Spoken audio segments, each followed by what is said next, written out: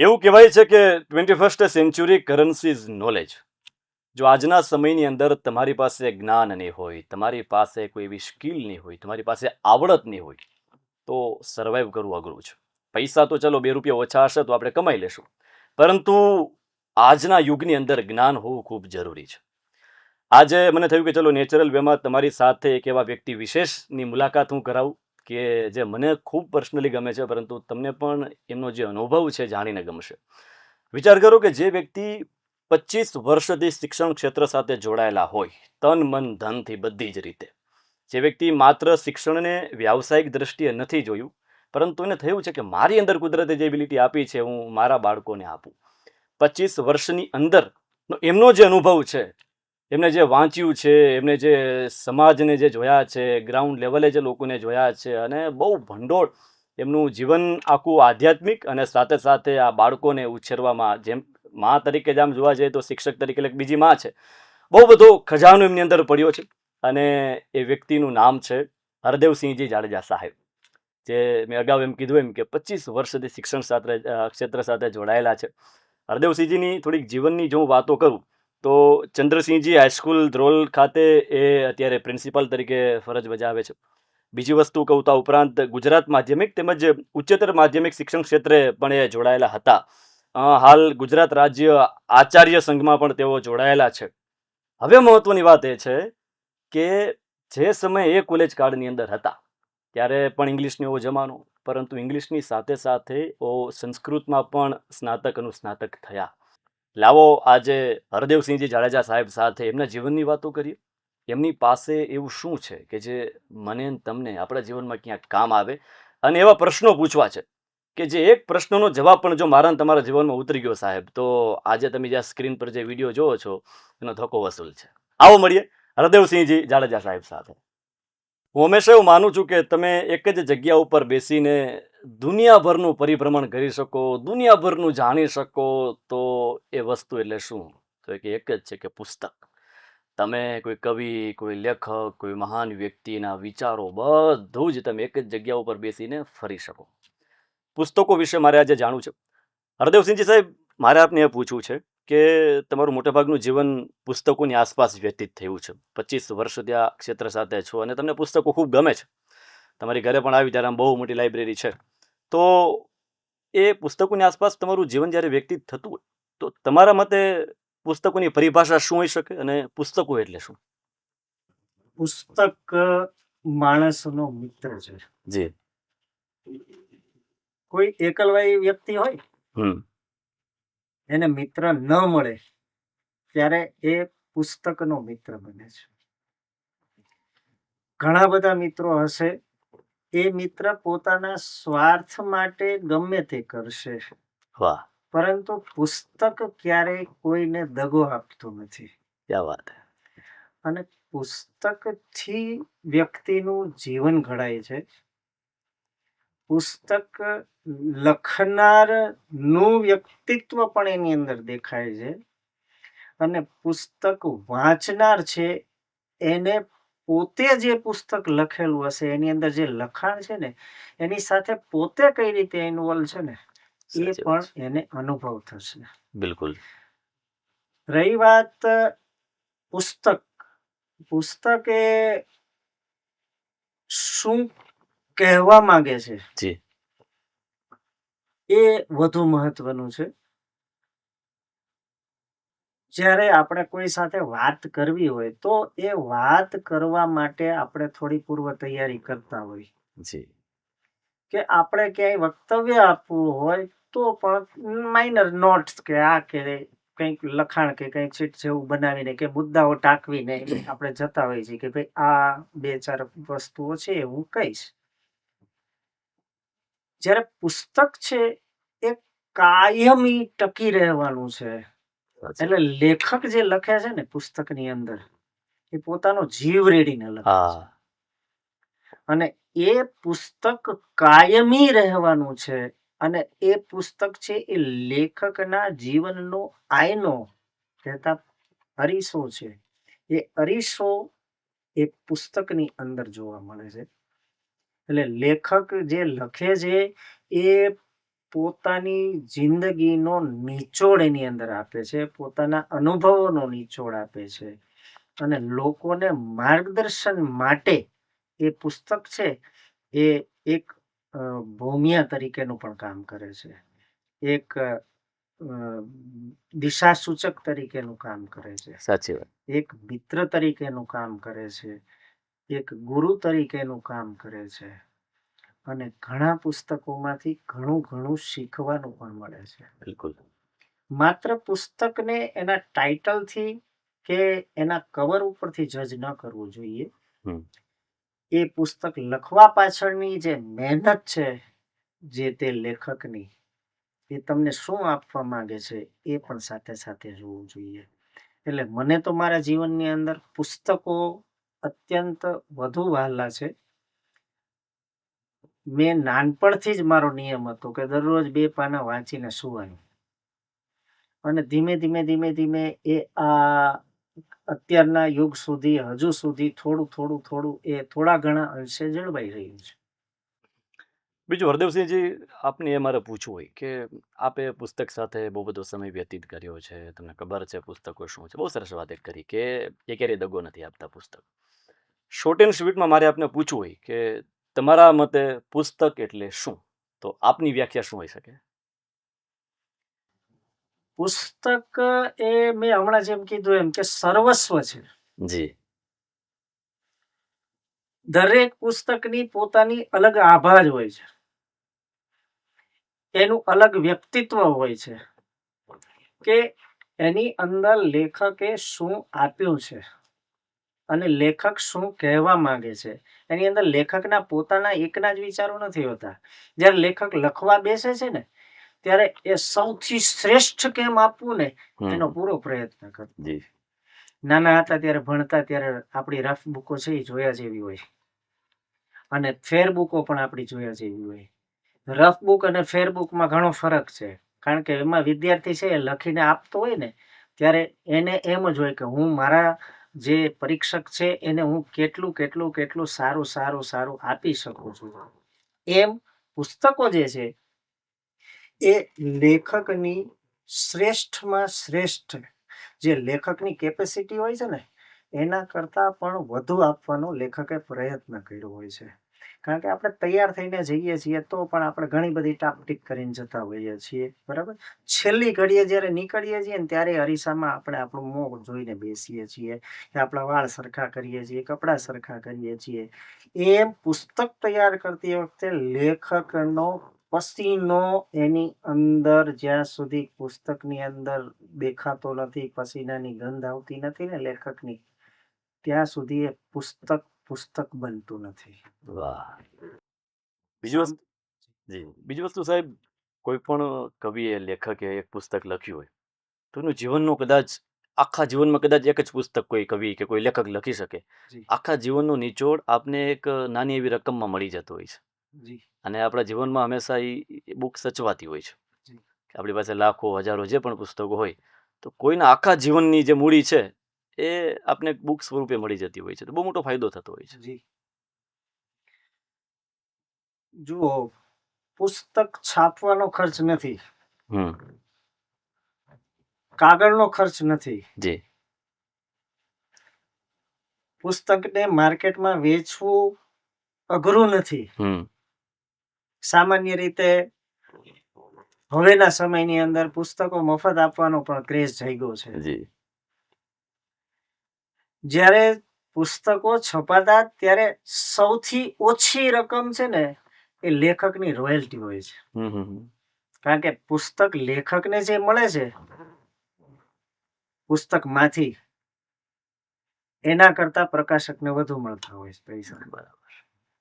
એનું કારણ છે એના કરતા જે કાગળ વાળો છે એ વધુ કમાતો હશે, એના કરતા જે બાઇન્ડિંગ વાળો છે એ વધુ કમાતો હશે. એટલે ક્યારેક ક્યારેક લેખક એક પુસ્તક છાપવાનું બંધ કરી દે છે, અથવા તો એ પોતે સમજી જાય છે કે હું આ પુસ્તક જે આપું છું એની અંદર મારે જે આપવું હતું એ મેં આપી દીધું ને, હવે હું વધુ કંઈ આપી શકું એમ નથી, અથવા તો મારા વિચારોની આ જમાનાની અંદર ક્યાંય કદર નથી. એટલે લેખકોને આપણે બધા વાચકો છીએ ને એ મોટી બ્રેક મારીએ છીએ. હું તો ત્યાં સુધી કહું છું કે દર મહિને તમારા પગારમાંથી ઓછામાં ઓછું એક નાનું એવું પુસ્તક લો, જેથી કરીને લેખક જીવતો રહે. ક્યાં વાત છે. લેખકને વાહ, વાહ, જીવતો રાખવાનું કામ છે ને એ વાચક પાસે છે. ક્રિટિસાઇઝ કરવું પુસ્તકને એ બહુ મોટી વાત નથી. 3 પાના વાંચીને ગમે એ ક્રિટિસિઝમ કરી નાખે છે. પણ જ્યાં સુધી એ પુસ્તક, લાઇબ્રેરીઓ આપણી પાસે ઢગલો છે, પણ જ્યાં સુધી એ પુસ્તક તમારા વોર્ડરોબની અંદર, હું કહું છું, હમ, કાપડનો જે કબાટ હોય ને એની અંદર પણ થી એક પુસ્તક નીકળવું જોઈએ. ક્યાં વાત હે. વાહ. તમારા લાઇબ્રેરી હોય કે ન હોય, તમારા બેડરૂમમાં, તમારા ઓશિકા પાસે પણ એક પુસ્તક હોવું જોઈએ. તમારા ડ્રોઈંગ રૂમની અંદર હોવું જોઈએ. અત્યારે વધુ પડતા મેં મોટા માણસોના ઘરમાં જોયું છે કે પુસ્તક ક્યાં પડ્યું હોય, પુસ્તક આપેલું હોય આપણે ગિફ્ટમાં, અને એ પુસ્તક છે ને એમના ટોયલેટમાં હોય. જ્યારે ટોયલેટમાં જાય ને ત્યારે 2 પાના ખોલીને વાંચે છે. અરે બાપ રે. એટલે પુસ્તક છે એ ટોયલેટમાં બેસીને વાંચવાની વસ્તુ નથી. એ તમારા શયનખંડ, એ તમારા દીવાનખંડ, તમારી લાઇબ્રેરી કે તમારું ઓફિસ ટેબલ છે એના ઉપર રાખીને વાંચવાની વસ્તુ છે. ક્યાં વાત. પુસ્તક ખાલી તમારા ટેબલ ઉપર પડેલું હશે ને તો પણ એ તમને એની અંદર ક્યાંક ને ક્યાંક તમારા ધંધાની અંદર, તમારા વ્યવસાયની અંદર એ પુસ્તક છે ને તમને એક ગાઈડ તરીકે, એક માર્ગદર્શકની ગરજ સારશે. બિલકુલ. કારણ કે જ્યારે તમે દુવિધામાં હો કે મારે શું કરવું શું ન કરવું, મોબાઈલ પણ મૂકી દો, કોઈ વ્યક્તિ પણ ન હોય, ત્યારે ટેબલ ઉપર પડેલું પુસ્તક લાંબુ કરીને ખેંચશો ને 2-4 પાના વાંચશો ને તો એ તમે જે દુવિધાની અંદર હશો ને, દુવિધામાંથી નીકળવાનો રસ્તો એ પાનાની લાઈનોમાંથી ક્યાંક ને ક્યાંક નીકળશે. ક્યાં વાત હે. વાહ. એટલે તમે સમજી શકો કે એમના જવાબ ઉપરથી તમને ખ્યાલ આવે કે આ માણસ પુસ્તકોને કેટલો પ્રેમ કરે છે ને પુસ્તકોને કઈ રીતે જીવે છે. માત્ર પ્રેમ નહીં પરંતુ પુસ્તકોને જીવે છે. સાહેબ, તમે 2 જમાના જોયા છે. ડિજિટલ પહેલાનો યુગ પણ તમે જોયેલો છે, ફૂલી ડિજિટલ ઉપર ચાલતો યુગ પણ તમે જોયો છે. અત્યારે તમને ખબર હશે કે મોટેભાગે યંગસ્ટરની દુનિયા સ્ક્રીન પૂરતી જ મર્યાદિત છે. કલાકો, 5 કલાક, 10 કલાકનો સ્ક્રીન ટાઈમ હોય છે લોકોનો. આજના આ હરણફાળ યુગની અંદર લોકો આમ પાના ફેરવે, પાનાની સુગંધ જ કોઈને ખબર નથી કે એ પુસ્તકની સુગંધ હોય. એ ઘણા બધા લોકોને ખબર જ નથી સર. તો તમારે કેવું હોય કે આજના સમયને સ્ક્રીન ટાઈમમાંથી પુસ્તકો તરફ જો વાળવા હોય તો આપનો વિચાર શું છે? અત્યારનું જે યુથ છે ને, જેન ઝી પછીનું, જી, એમાં અત્યારે જે આલ્ફા સુધીના જે આવ્યા છે એ બધા તો શું થશે કે એ બધા પેપરલેસ થવા માંગે છે. જુઓ તમે, કરન્સી છે, કરન્સી આપણી એક રૂપિયો છે, અમે જે સિક્કાઓ વાપરેલા, એ સિક્કાઓની મજા છે ને નોટ આવતા વહી ગઈ. કારણ કે 10 પૈસાનો સિક્કો, 5 પૈસાનો સિક્કો, 25 પૈસાનો સિક્કો, વજન ઉપરથી કહેતા કે આ આટલા પૈસાનો સિક્કો છે, આકાર ઉપરથી કહેતા. એ કરન્સી બદલાઈ, પેલા સિક્કો આવ્યો, પછી એમાંથી નોટ આવી, અને હવે ડિજિટલ આવ્યો. તમે જ 2 યુગો જોયા છે. એક રૂપિયા વાળો કે જે હાથથી વાપરવાના, અને અત્યારે તમે સીધું મોબાઈલથી તમે જે પે કરો છો. આ 2માં તમારી જે પૈસા વાપરવાની મજા છે ને વહી ગઈ છે. સાચી વાત છે. હું એવું જ પુસ્તકોનું માનું છું કે પુસ્તક છે ને એ સ્પર્શ આપે છે. ક્યાં વાત હે. મોબાઈલની અંદર તમને સ્પર્શાનુભૂતિ નથી. પુસ્તકની અંદર રહેલો શબ્દ, પુસ્તકની અંદર રહેલું વાક્ય કે પુસ્તકની અંદર રહેલી કવિતા છે, એ કવિતાને તમે સ્પર્શી અને પછી તમારા મગજની અંદર, કારણ કે આપણી ટેવ છે કે આંગળી અડાડીને વાંચવાની, ત્યાં કર્સર નથી. વાહ વાહ. એ પુસ્તકને તમે બ્રોડ નથી કરી શકતા. અત્યારે જે નવી જનરેશન છે ને, બરોબર છે, એને પુસ્તક તમે આપશો ને તો એની અંદર કોઈ ચિત્ર હશે ને તો એ ચિત્ર જોશે ને તો એને આમ કરવાનો પ્રયત્ન કરશે, ઝૂમ કરવાનો. એની અંદર શક્ય નથી. એ બાળકને એની લિમિટેશન્સ ખ્યાલ નથી. ક્યાં વાત હે. વાહ. એટલે પુસ્તક અને અત્યારે જે કહીએ કે મોબાઈલ, આ બંને એકબીજાની ઉપર ડિપેન્ડ છે પણ એકબીજાથી સદંતર વિરોધાભાસી છે. તમે જે પુસ્તક વાંચેલું હશે એની અસર તમને 2-3 વર્ષ સુધી રહેશે. અત્યારે તમે મોબાઈલ્સની અંદર રીલ જોવો છો, એ રીલની આયુષ્ય સાંજ સુધીની છે. ગમે એટલો સારો વિચાર કે ગમે એટલું સારું દ્રશ્ય છે, એ 24 કલાકથી વધુ તમારા માનસ પટલ ઉપર રહેવાનું નથી ને નથી. કારણ કે જ્ઞાનનો વ્યાપ એટલો બધો આપણા ઉપર ઠાલવી દીધો છે ને કે અસંખ્ય. પહેલા તો છાપવું આવતું ને ત્યારે સમાચાર આવતા, અત્યારે ઘટના બની તમને 3જી મિનિટ જ તમને ખ્યાલ પડી જાય છે કે આ છે વેઇટિંગ અને નીકળી ગયું. નંબર 2 કે જે ગેપ હતો સમાચાર મળવાનો અને સમાચાર સાંભળવાનો અને સમાચાર રિએક્ટ કરવાનો, અત્યારે સૌથી વધુ સમયનો બચાવ કરે છે. શા માટે? સમય નથી એટલા માટે. માણસો પાસે સમય નથી અને સમય ક્યાં કાઢવો એ પ્રશ્ન છે. એટલે આપણે મોબાઈલમાં જોઈએ છીએ. મોબાઈલનો વિરોધી નથી, મોબાઈલની અંદર ઘણી વસ્તુઓ સારી છે અને આ જે પુસ્તકો અત્યારે ઘણા બધા અપ્રાપ્ય છે, એ પુસ્તકોની PDF બનાવીને લોકો વાંચે છે. હું પણ ઘણા પુસ્તકો જે રેર અવેલેબલ છે એને હું બેસું છું, હું પણ મોબાઈલની ઉપર વાંચું છું. તમારો જે સ્ક્રીન ટાઈમ છે એનો 10મો ભાગ તમે 1 કલાક સ્ક્રીન ઉપર રહેતા હોય તો 10 મિનિટ તમે પુસ્તકને આપો, તમારું જીવન ક્યાંય જશે. ક્યાં વાત છે. વધુ સમય નથી માંગતો, પણ તમારો આ સ્ક્રીન ટાઈમનો 10મો ભાગ. 10 કલાક તમે સ્ક્રીન ઉપર રહેતા હોય તો 1 કલાક તમે પુસ્તક પાછળ આપો. હું એમ નથી કહેતો પુસ્તક જ વાંચો, તમે છાપું વાંચો. શરૂઆત તમારી તમને ટેવ વાંચવાની પડશે. અમે જ્યારે નાના હતા ને ત્યારે જમાનો હતો એટલે અમે ટાઈમ્સ ઓફ ઇન્ડિયા ત્યારે તો 2 દિવસે આવતું. કાલનું છાપું આજ આવે ને આજનું છાપું કાલ આવે. એ સમયની અંદર પણ અમે સ્પેલિંગ પાકા કરવા માટે થઈને એ છાપાઓ વાંચતા. એટલે વાંચનની ટેવ, હું વિરોધી નથી મોબાઈલનો, મોબાઈલની અંદર પણ વાંચી શકાય છે. પણ જે હમણાં થોડી વાર પહેલા કીધું એમ કે જે સ્પર્શાનુભૂતિ છે ને એ એના વગર નહીં મેળ પડે. માનો કે તરવું હોય ને તો તમારે પાણીમાં પડવું પડે.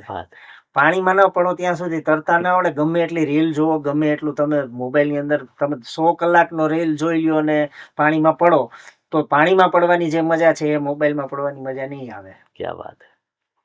બીજું સાહેબ, તમે હમણાં વાત કરી સ્પર્શની, કે પુસ્તક એક સ્પર્શ આપે. મેં ખૂબ સાધુ સંતો પાસેથી સાંભળેલું કે તમને કોઈ પાઠ આવડે છે, તમને કોઈ શ્લોક આવડે છે, તમને કયું પઠન આવડે છે, તો આવડતું હોવા છતાંય તમે એકવાર એ ગ્રંથ ખોલીને બેસો.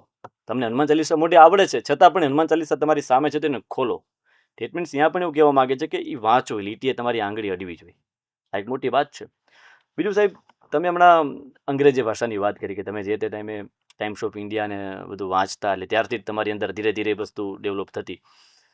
હવે તમે જ્યારે નિર્ણય એવા સમય પર પહોંચ્યા છો કે હવે મારે આ ડિગ્રી લેવાની છે અથવા તો આ ક્ષેત્રમાં મારે આગળ વધવું છે, એ સમયમાં અત્યારે અંગ્રેજીની એટલી જરૂર પડે છે તો ત્યારે એટલી જરૂર પડતી ને, ક્રેઝ તો પહેલેથી જ છે જ અંગ્રેજીનો, છતાં તમે સંસ્કૃતની અંદર સ્નાતક અનુસ્નાતક થયા, સંસ્કૃત તમારો ગમતો વિષય થયો અને સંસ્કૃતના તમે બહુ બધા પુસ્તકો વાંચ્યા છે, ભાષ્ય કરો છો, તો એ પસંદગી કઈ રીતે? અંગ્રેજી હોવા છતાંય તમે સંસ્કૃત તરફ, તમારું વાતાવરણ થોડું અંગ્રેજી હતું, બધા મા બાપ એકદમ એજ્યુકેટેડ હતા, છતાં કઈ રીતે? આપણા યુગમાં, અત્યારના યુગમાં નવો ટ્રેન્ડ છે એઆઈ. એટલે વિદ્યાર્થીઓ બધા એઆઈ લેવાના છે. અમારા સમયની અંદર એ સમયે આર્ટ્સ, કોમર્સ ને સાયન્સ આ 3 મુખ્ય બ્રાન્ચ હતી. અને નંબર 2 કે એ સમયે આટલા બધા કરિયરના ઓપ્શન્સ નહોતા. એટલે એ સમયે BA ઇંગ્લિશની બહુ ડિમાન્ડ હતી, એટલે મેં અંગ્રેજી ભાષા પસંદ કરી. 3 વર્ષ કોલેજના કર્યા પછી 3જું વર્ષ હતું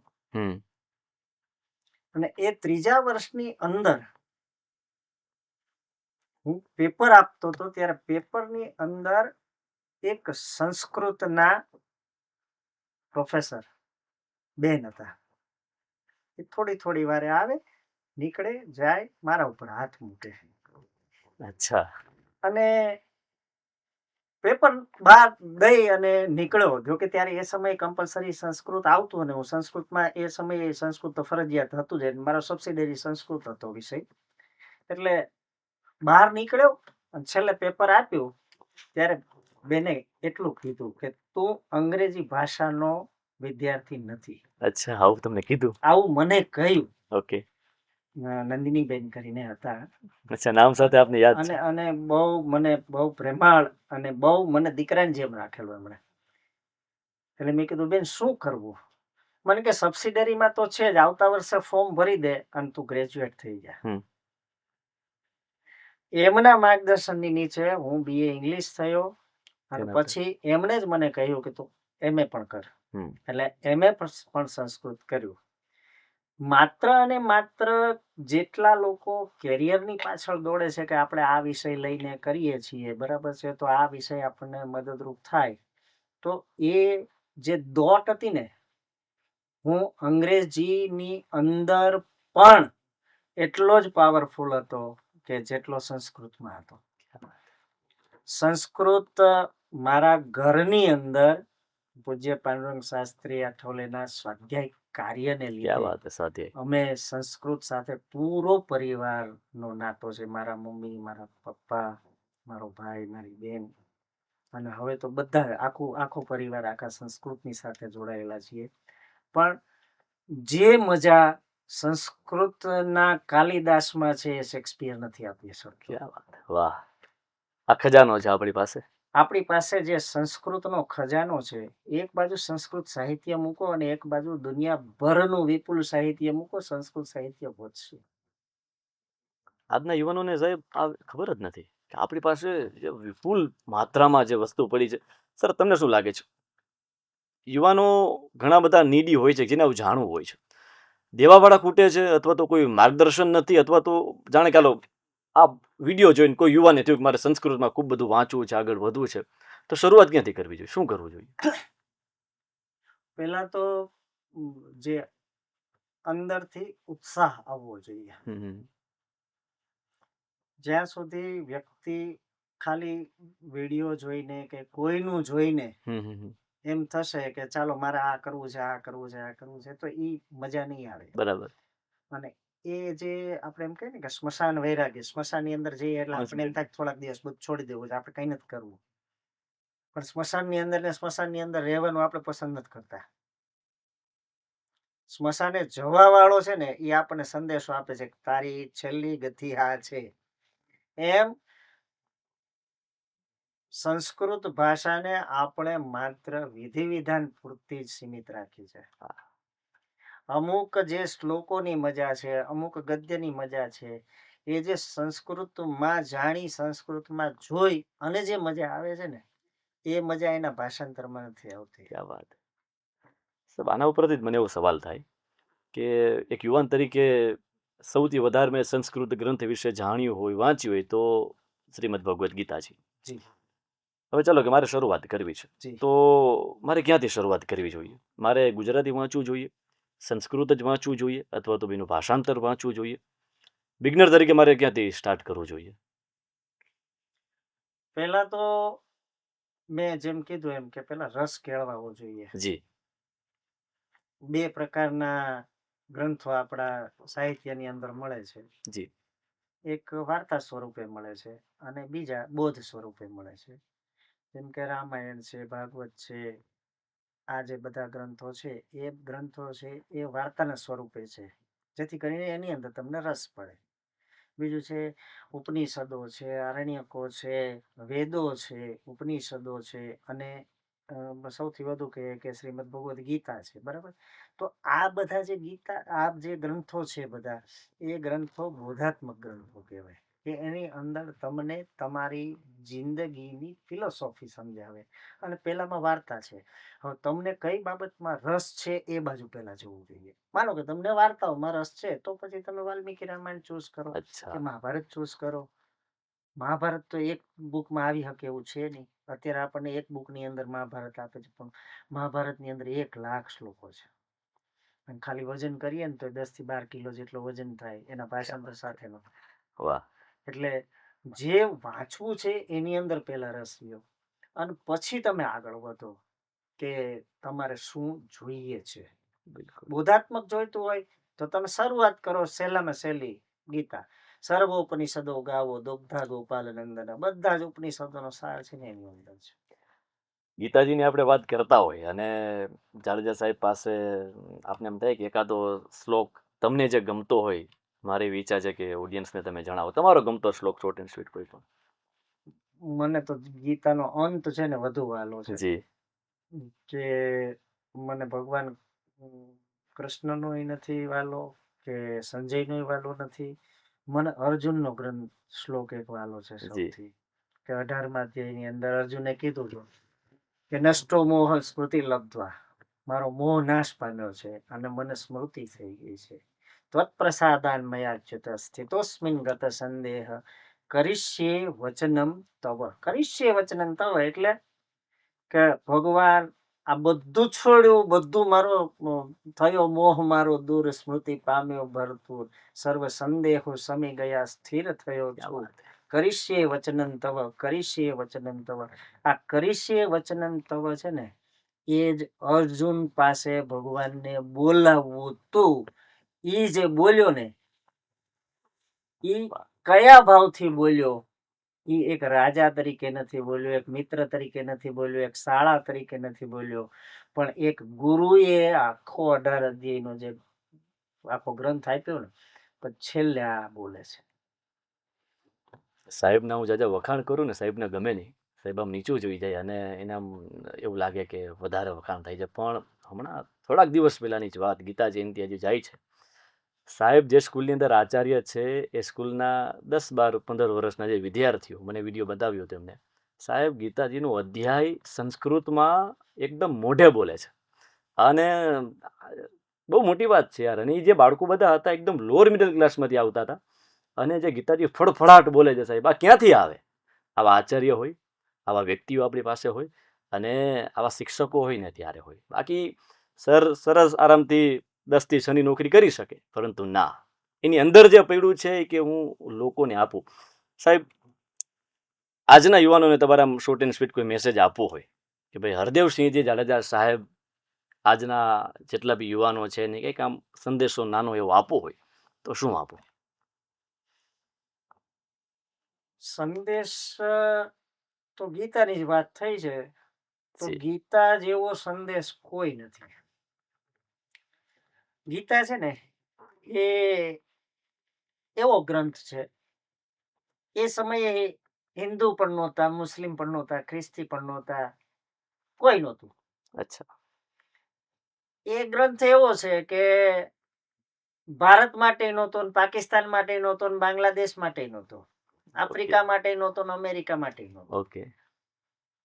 પણ એ સમષ્ટિ માટે હતો. સમષ્ટિ કહેતા હિન્દુ, મુસ્લિમ, ખ્રિસ્તી, ઈસાઈ બધા માટે એ ગ્રંથ છે. શ્રીમદ ભગવદ ગીતાને દુનિયાની કોઈ પણ બાઉન્ડ્રી બાંધી શકતી નથી. અને શ્રીમદ ભગવદ ગીતાનું એક વધારાનું પાસું કહું તમને, એ ટાઈમ બાઉન્ડ પણ નથી. મહાભારતના સમયમાં જેટલી ગીતા મહત્વની હતી ને એટલી આજના દિવસે પણ ગીતા છે ને એટલી મહત્વની છે ને એટલી માર્ગદર્શક છે. વિશ્વની સૌથી વધુ ભાષાઓમાં એનું અનુવાદ થયેલું છે, સૌથી વધુ પુસ્તક વેચાયેલું હોય ને તો એ શ્રીમદ ભગવદ ગીતા છે. અને નંબર 2 કે જેને જે શ્લોક ગમે તે, એમાં બધા શ્લોકો છે, બરાબર છે, પણ જેને જે અનુકૂળ હોય એ શ્લોક લે. હું આ જગ્યાએ શ્રીમદ ભાગવત પુરાણ જે આપણું છે ને એની અંદરનો એક શ્લોક ટાંકું કે શ્લોકાર્ધમ શ્લોક પાદમ વા. આખો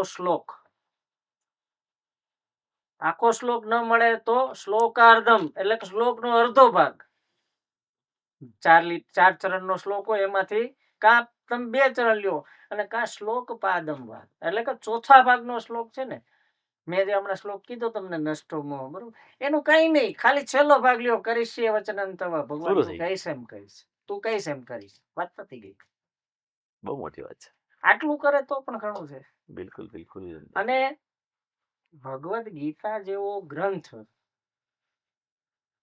જે વિશ્વના તમામ ગ્રંથો છે ને એ એની કોપી છે. હું તમને કહું કે ભગવાન કૃષ્ણે જે ઉપદેશ આપ્યો એ ઉપદેશ માત્ર અર્જુન માટેનો તો પણ માણસ માત્ર માટે હતો, અને અર્જુનને ભગવાને મીડિયેટર કરીને આપણને આપ્યો છે. क्या बात. Arjun was the mediator of all human beings, માત્ર એક જ્ઞાતિનો નહીં કે એક જાતિનો નહીં.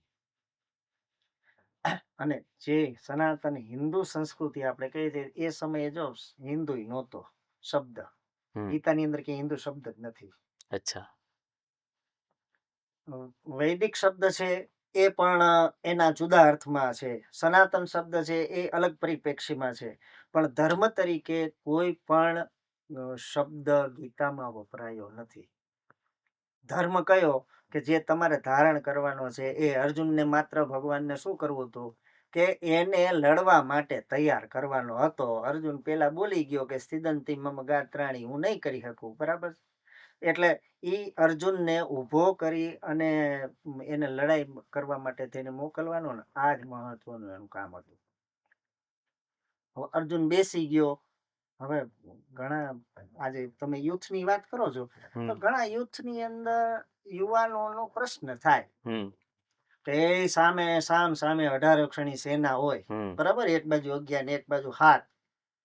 હવે આટલી બધી સેનાની વચ્ચે ભગવાને આવડો મોટો 700 શ્લોકનો ગ્રંથ કીધો.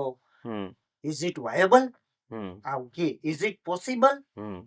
આ યોગ્ય છે કે આ શક્ય છે?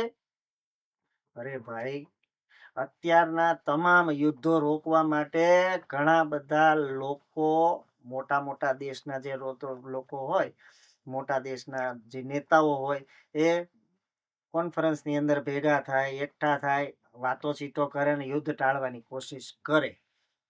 યુદ્ધ ટાળવાની કોશિશ એ ભગવાને કરી જોઈ. આ બાજુથી ભગવાન કૃષ્ણ ગયા હતા અને ઓલી બાજુથી સંજય આવ્યો તો બે વિષ્ટિ કરી, ન થયું. છતાં પણ ભગવાન કૃષ્ણ તો યુદ્ધ ઈચ્છતા જ હતા કે આ યુદ્ધ થાય, જેથી કરીને યુદ્ધ થાય અને આ બધું ધીમે ધીમે હાવ શાંત પડી જાય, કારણ કે પોતાનું કામ પોતાનું પૂરું કરીને જવું હતું ને કળિયુગને આવવું હતું. બરાબર છે. એટલે 18 અક્ષરની સેનાની અંદરથી ઘણા ચૂના માણસો જ રહ્યા હતા. એટલે આ મેં તમને કીધું કે એ બધા દેશના લોકો છે ને એ કલાક 2 કલાક માટે થઈને ભેગા થાય, ભલે ઓલા દેશમાં જાય ને ઓલા દેશમાં જાય, બીજા દેશની અંદર જાય, અને એ બધું રોકવાની કોશિશ કરતા હોય. એટલે એ સમયમાં શું આવી પોઝિશન નહીં હોય કે યુદ્ધ રોકવાની કોશિશ કરે? ભગવાને જવાનું નથી કીધું યુદ્ધની મેદાનની વચ્ચે. સેનયોર ઉભયો મધ્યે રથમ સ્થાપય મેચ્યુત, આ અર્જુન બોલે છે કે સેનાની વચ્ચે તમે મારો રથ લઈ જાઓ, મારે જોવું છે કોણ કોણ છે. એ ત્યાં સુધી તૈયાર જ હતો, પણ ભગવાન કૃષ્ણને એને બતાવવું હતું કે જો આટલા બધા છે ને આ બધાને લેવાના છે. ગીતાનો હકીકત પહેલો અધ્યાય છે ને પ્રાસ્તાવિક છે, પૂર્વ ભૂમિકા છે. ગીતા શરૂ થાય છે બીજા અધ્યાયના 11મા શ્લોકથી. અશોચ્યાન અનશોચ છે ત્યાંથી, કારણ કે ફિલોસોફીની શરૂઆત ત્યાંથી થાય, બીજા અધ્યાયના 11મા શ્લોકથી. અને પહેલો અધ્યાય રહ્યો ને એ પૂર્વ ભૂમિકા છે. સંજય, ધૃતરાષ્ટ્ર, કૃષ્ણ અને અર્જુન એ પૂર્વ ભૂમિકા બાંધે છે. આપણને એમ થાય કે આટલા બધા શ્લોકો બોલ્યા હશે, પણ શ્રીમદ ભગવદ્ ગીતાનો પાઠ કરવો હોય ને તો 2.5 થી 3 કલાક થાય, બસ પૂરું થઈ જાય. એટલે આવડા મોટા યુદ્ધ કરવું હોય, બરોબર છે, આવડા બધા લાખો માણસનો સંહાર કરવો હોય તો 2.5-3 કલાક કાઢવી કઈ અઘરી નથી. અને તે 2-4 જણા વચ્ચેનો સંવાદ છે. 2 જણા ક્યાં બેસે છે? હસ્તિનાપુરની અંદર બેઠા જોતા વાતું કરે છે, અને 2 જણા યુદ્ધની વચ્ચે બેઠા છે, બરોબર. લખનારો ત્રીજો છે. એટલે અર્જુન અને કૃષ્ણની વચ્ચેની જે વાતોચીતો છે ને એને વ્યાસજીએ વ્યવસ્થિત રીતે ગૂંથી છે. એ ગૂંથી અને ગીતા આપી છે. સાહેબ પાસે આમ એટલી બધી વાતો છે, ન માત્ર ભગવદ્ ગીતા, પરંતુ અલગ અલગ ઘણા બધું નોલેજ, અલગ અલગ આ ધાર્મિક બાબતની હોય કે ચાહે જીવનની બાબત હોય, બહુ બધું નોલેજ બાપુ હંમેશા ધરાવે છે. ને બહુ બધું એમની જ્યારે એની પાસે જ્યારે બેસી ત્યારે આમ શિક્ષક એટલે પોતે કેવો માહોલ બનાવે કે આપણે એમ થાય કે આમ કલાકો એમને સાંભળ્યા રાખી. પણ સાહિત્યની અંદર જાડેજા સાહેબને એટલે કે હરદેવસિંહજી જાડેજા સાહેબને જો મારે કહેવું હોય તો સાહિત્યની અંદર સરસ મજાની એક નાની એવી વાત છે, ત્યાં આપણે સમાપ્તિ તરફ આગળ વધીએ કે અરમાન જિંદગીના પૂરા થાય તો ઘણું છે, અને બે ચાર કામ સારા થાય તો ઘણું છે. અરે મુશ્કેલ જિંદગાની એની તો મજા છે, પણ જીગરથી એનો જામ જીરવાય તો ઘણું છે. ને લવલેશ મોતનો ડર મુજને નહીં સતાવે, પણ ક્યાંક મહેફિલમાં મારી ખોટ વર્તાય તો ઘણું છે. અને અમારા સાહેબ જ્યાં ન હોય એમની ખોટ હંમેશા અમને વર્તાય. તો આજે હરદેવસિંહજી જાડેજા સાહેબ સાથે મેં એકદમ નેચરલ વેમાં વાતો કરી છે. કોઈ જેવી એવી બધી તૈયારીઓ અમારી હતી ને, થયું કે ચલો સાહેબ જે જીવ્યા છે, જે એમની પાસે અનુભવો છે અને જે રીતે એનું જીવન છે, એની નાની એવી વાત તમારા સુધી પહોંચાડી. બાકી સર સાથે 2 કલાકનું પોડકાસ્ટ આપણે કરી શકીએ એમ, જેટલું બધો એમનો જીવનનો અનુભવ છે. પરંતુ જાડેજા સાહેબ કિંમતી સમય કાઢીને પધાર્યા અને તમે જે 2-5% નાની એવી વાતો અમારા સુધી પહોંચાડી. આભાર. Thank you so much. Thank you.